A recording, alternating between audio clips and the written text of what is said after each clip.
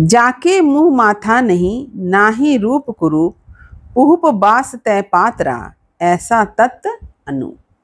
यह दोहा है भक्ति काल के निर्गुण काव्य परंपरा के संत कवि कबीरदास जी का, जिसमें उन्होंने ईश्वर के बारे में बतलाया है कि ईश्वर का स्वरूप कैसा है, निर्गुण निराकार है। ईश्वर को देख पाना हम सबके लिए संभव नहीं है, उसे हम अपने हृदय में अनुभव कर सकते हैं। जैसे फूल है, फूल को हम देख पाते हैं लेकिन फूल की सुगंध को हम अनुभव कर पाते हैं। ठीक इसी तरह से ईश्वर का भी अस्तित्व है। हेलो बच्चों, मेरे क्लास में आप सभी का हार्दिक स्वागत है। तो हमेशा की तरह मैं कबीरदास जी के जिस दोहे को आपके समक्ष प्रस्तुत कर रही हूँ, जिसकी मैं व्याख्या करने वाली हूँ, उसे मैं पढ़कर सुनाऊंगी। फिर कठिन शब्दों के अर्थ को बताने के बाद इसका प्रसंग, पंक्ति की व्याख्या और अंत में इसका विशेष भी समझाऊंगी। तो आज इस विषय को आरंभ करने से पहले मैं आप लोगों को बता देना चाहती हूँ, तो आप लोगों की सहूलियत के लिए मैंने एक प्लेलिस्ट बनाया है, इसे आप जरूर चेक करें। तो वहाँ पर 3rd सेमेस्टर के सारे वीडियो मिल जाएंगे। इसके साथ ही साथ यदि आप डिस्क्रिप्शन बॉक्स में जाते हैं तो वहाँ पर भी आपको बहुत सारे वीडियो का लिंक मिलेगा, तो वहाँ से भी आप वीडियो को देख सकते हैं। तो चलिए आरंभ करती हूँ। देखिए, जाके मुँह माथा नहीं, नाही रूप कुरूप, पुहुप बास तय पात्रा, ऐसा तत्त अनु। अब चलिए कठिन शब्द के अर्थ की ओर। देखिए, जाके, याके माने जिसके, मुँह मतलब आप जानते हैं चेहरा, मुख, माथा, माथा का अर्थ है सिर, मस्तक, नाही मतलब नहीं, रूप यानी रूपवान, कुरूप यानी जो देखने में बदसूरत हो उसे कहा गया है कुरूप, पुहुप, पुहुप का अर्थ होता है पुष्प, फूल, बास मतलब सुगंध, तय माने इससे, पात्रा मतलब महीन, ऐसा तत्त, तत्त मतलब जो तथ्य, और अनूप का अर्थ है अनोखा, आदित्य, अति सुंदर। प्रस्तुत दोहा का प्रसंग यह है कि कबीरदास जी निर्गुण साधक हैं। उनके लिए ईश्वर का स्वरूप कैसा है, निर्गुण निराकार। उन्होंने निर्गुण निराकार ईश्वर की आराधना पर बल दिया है। वे कहते हैं कि ईश्वर का कोई रूप ही नहीं होता है, क्योंकि ईश्वर तो सर्वव्यापी हैं, घट-घट में निवास करते हैं, प्रकृति के कण-कण में ईश्वर का वास है।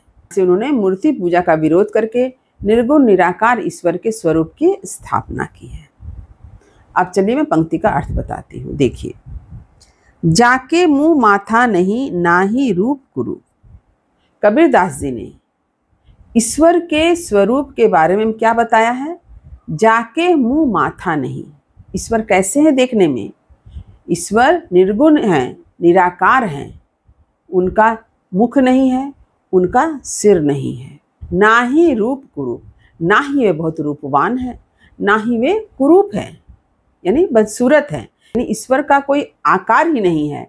अगर आकार होता तो उसको हम रूपवान या कुरूप ऐसा कुछ कह सकते थे, उसके आँख नाक के बारे में बता सकते थे, लेकिन ऐसा कुछ भी नहीं है।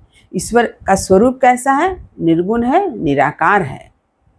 ईश्वर अनादि, अनंत, अखंड, ये है ईश्वर का रूप। तो ऐसे ईश्वर जो निर्गुण निराकार हैं, उनका न सिर है, ना चेहरा है, ना रूप है, ना ही वे कुरूप हैं। तो उन्होंने ईश्वर के स्वरूप को समझाने के लिए एक उदाहरण हम सबके समक्ष प्रस्तुत किया है। क्या है उदाहरण? देखिए, पुहुप बासते पात्रा। पुहुप, पुहुप का अर्थ मैंने क्या बताया आपको? फूल, बास मतलब सुगंध, तय माने से, पात्रा यानी महीन, यानी ईश्वर का अस्तित्व, यानी ईश्वर कैसे हैं? फूलों में बसे हुए सुगंध या महक की भांति महीन हैं, अत्यंत सूक्ष्म हैं, जिसे हम देख नहीं सकते हैं। जैसे कि फूलों की सुगंध को आप देख नहीं सकते हैं, उसे छू नहीं सकते हैं, लेकिन आप फूलों की सुगंध को महसूस कर सकते हैं। ठीक इसी तरह से ईश्वर का भी अस्तित्व है। ईश्वर को आप देख नहीं सकते हैं, ईश्वर को आप छू भी नहीं सकते हैं, लेकिन ईश्वर की सत्ता का आभास, ईश्वर की सत्ता को आप अपने हृदय से महसूस कर सकते हैं। ऐसा तत्त अनूप। तो ईश्वर की सत्ता ऐसे ही अद्वितीय है, अनोखी है। एक उदाहरण से भी आप इस बात को समझ सकते हैं कि देखिए, हम लोग कहते हैं ईश्वर है, लेकिन ईश्वर हमें दिखते नहीं हैं। जैसे अभी मैंने आप लोगों को बताया कि फूल में सुगंध है, उसे आप अनुभव कर सकते हैं, उसे आप महसूस कर सकते हैं, लेकिन उसे देख नहीं सकते हैं, उसे छू नहीं सकते हैं। ठीक इसी तरह से ईश्वर की सत्ता भी ऐसे ही है। जैसे कि आप कहीं किसी रास्ते से जा रहे हैं, आपको अपने गंतव्य तक पहुंचना है, अचानक आप सुनते हैं कहीं कोई स्ट्राइक के कारण, कहीं कोई दंगा के कारण, कहीं कोई लड़ाई झगड़ा के कारण या अन्य किसी कारण से आज बस गाड़ी बंद है, परंतु आपको अपने गंतव्य तक पहुंचना है। आप कैसे पहुंचेंगे? आप परेशान हो जाते हैं, करें तो क्या करें? ऐसे समय में आप क्या करते हैं? ईश्वर को याद करते हैं। और ऐसा होता भी है कि ईश्वर को याद करते हुए आपके समक्ष कोई एक ऐसा इंसान पहुंच ही जाता है जो आपकी सहायता करता है उस गंतव्य तक पहुंचाने के लिए। हो सकता है वो बाइक में हो, वो आपको बाइक से ले जाएगा। हो सकता है अचानक से कोई टोटो वाला आ गया जो उस दिन अपने टोटो को नहीं चलाना चाह रहा था, वह आपकी समस्या को देख करके वह तैयार हो जाता है कि वह आपको गंतव्य तक पहुंचा दे। और इस तरह से आप गंतव्य तक पहुंच जाते हैं। फिर आप क्या महसूस करते हैं कि भगवान उस व्यक्ति के भीतर है और वह उस व्यक्ति के रूप में आपके सामने सहायता करने के लिए आया। तो यही है ईश्वर का अस्तित्व, और इसी तरह से हम ईश्वर को महसूस करते हैं। आपके सामने वाला व्यक्ति इंसान है, मनुष्य है, लेकिन उसने जो आपके लिए किया उससे आपको यह महसूस होता है कि ईश्वर के रूप में उसने आपकी सहायता की। तो इस तरह से ईश्वर का स्वरूप कैसा? अद्वितीय है, अनोखा है, अनूप है। तो इस तरह से ईश्वर जो है कण कण में व्याप्त है, सर्वव्यापी हैं।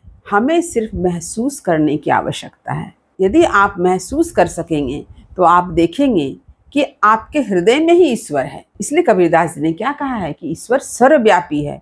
प्रकृति के कण कण में ईश्वर का वास है, घट घट में ईश्वर का वास है। सिर्फ इसे महसूस करने की आवश्यकता है।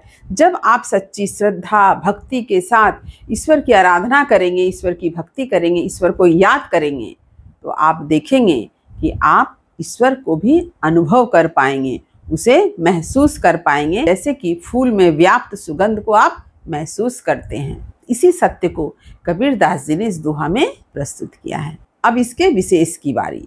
हमेशा की तरह आप स्क्रीन पर देखें, यहाँ पर आपको एक एक करके सारा विशेष जो है पॉइंट वाइज लिखा हुआ मिल जाएगा। इसे आप अपनी कॉपी में लिखें, उसे समझें और याद कर लें, क्योंकि हमेशा की तरह मैं यही कहना चाहूँगी कि जब आप किसी पंक्ति की व्याख्या करते हैं तो विशेष लिखना अत्यंत अनिवार्य है। यदि आप विशेष लिखेंगे तो आपको अधिक से अधिक अंक पाने से कोई रोक नहीं सकता है। तो उम्मीद है मेरी बातें आपको समझ में आ गई होगी और इस दोहे का अर्थ भी आपने समझ लिया होगा। तो वीडियो को लाइक करें और सभी पढ़ने वाले विद्यार्थियों में इसे शेयर करना ना भूलें। और जो बच्चे मेरे चैनल पर नए हैं वे चैनल को सब्सक्राइब जरूर कर लें, ताकि हर नई वीडियो का नोटिफिकेशन आपको समय समय पर मिल सके। तब तक पढ़ते रहिए, जीवन में आगे बढ़ते रहिए। मेरी शुभकामनाएं आप सभी बच्चों के साथ है। धन्यवाद।